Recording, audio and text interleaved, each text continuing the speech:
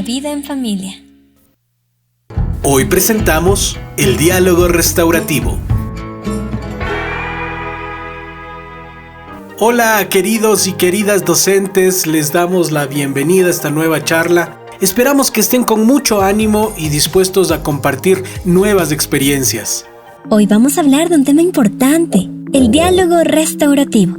Hablamos de diálogo cuando dos o más personas se comunican, conversan con su pareja, con los hijos e hijas, con los alumnos y alumnas, amistades, vecinos, sobre uno o varios temas, dependiendo del contexto. Lamentablemente, no todos los diálogos son efectivos.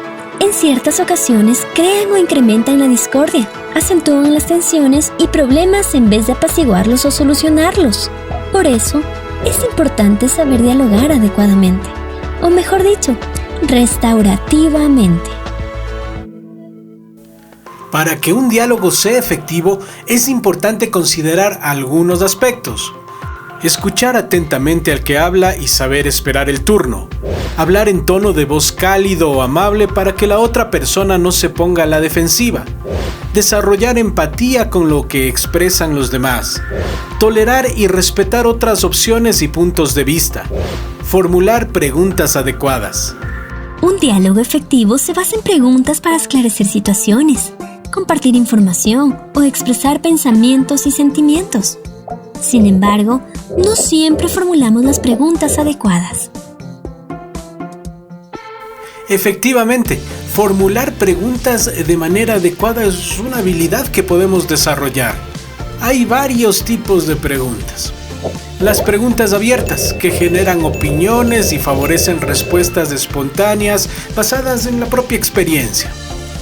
Las preguntas neutrales, que no influyen ni inciden en las respuestas, no contienen ninguna respuesta implícita o juicio de valor. Las preguntas singulares, que contienen únicamente una interrogación. Solemos hacer más de una pregunta en la misma frase y así corremos el riesgo de que la persona escoja solo la pregunta que quiere responder. Las preguntas claras, que se adaptan al entendimiento y características de la persona con la que hablamos, utilizando palabras fáciles de comprender, de tal manera que no queden dudas. Estas preguntas pueden estar adecuada o inadecuadamente formuladas. Veamos algunos ejemplos. La pandemia y el confinamiento son terribles, ¿no te parece? ¿Qué opinas sobre la pandemia y el confinamiento? ¿Qué castigo le vas a dar a Felipe por pelear con su hermana? ¿Qué consecuencias consideras que ha tenido la pelea de Felipe con su hermana? ¿En qué estabas pensando cuando discutiste con tu hermana y qué sientes ahora? ¿En qué estabas pensando cuando le gritaste a tu hermana?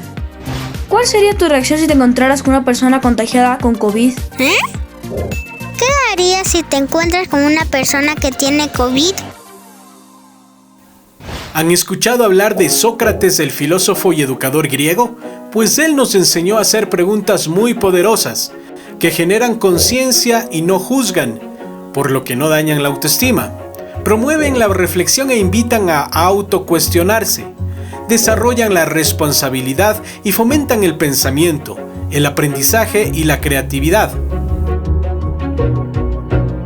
Sócrates hacía preguntas constructivas que empujaban a sus alumnos a reflexionar sobre las consecuencias de los propios actos. Les invitaba a descubrir por sí mismos las respuestas esperadas sin regañarles ni darles sermones. Cuando confrontamos a una persona por su mala conducta, hay una pregunta que debemos evitar. ¿Por qué? Esa pregunta no es empática, no da la oportunidad a la persona de contar su propia historia, culpabiliza, no ayuda a reflexionar, genera posturas de defensa o ataque. En esos casos podemos usar preguntas restaurativas, tanto para la persona que ha ofendido. ¿Qué pasó? ¿En qué estabas pensando en ese momento? ¿Quiénes han sido afectados por tu comportamiento? ¿De qué manera se vieron afectados? ¿Qué puedes hacer para mejorar las cosas? Como para la persona que ha sido vulnerada. ¿Qué pensaste cuando te diste cuenta de lo sucedido? ¿Qué impacto ha tenido esa situación sobre ti y sobre los demás? ¿Qué ha sido lo más difícil para ti? ¿Qué necesitas para que las cosas queden bien? Las personas adultas debemos hacer todo lo posible para hacer buenas preguntas a los niños, niñas y adolescentes en las situaciones cotidianas. Preguntas que les motiven, generen reflexión, desarrollen su empatía y creatividad, que les hagan aprender y ser responsables. ¡Hasta pronto!